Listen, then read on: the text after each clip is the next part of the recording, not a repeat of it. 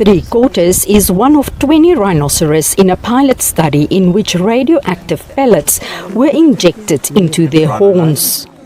This 2.5 metric ton bull has received the highest dose in the study by the Conservation Research Initiative, the Rhizotope project.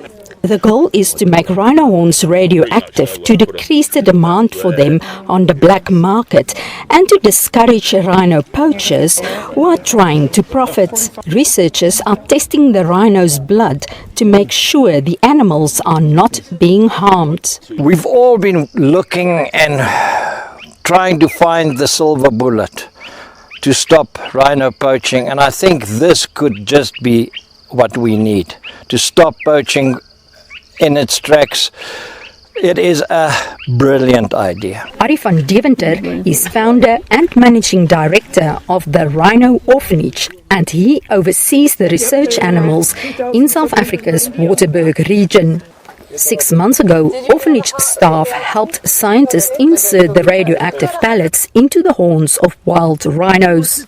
Recently, South African and American scientists returned to take more blood samples of the research animals and measure the gamma rays that the pellets emit. Harming the animal is the most important thing to make sure that it's completely avoided. The radiation they're getting would be almost like somebody traveling internationally on a plane overseas for like 2 or 3 times a year.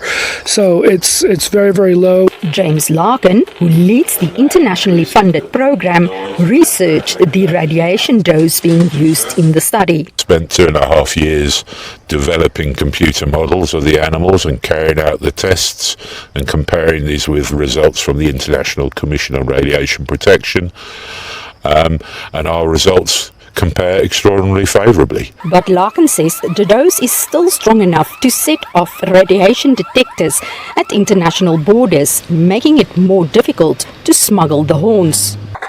Rhinos in Africa have long been targeted by poaching syndicates that feed the black market demand for rhino horns in Asia, pushing the world's 5 rhinoceros species toward extinction.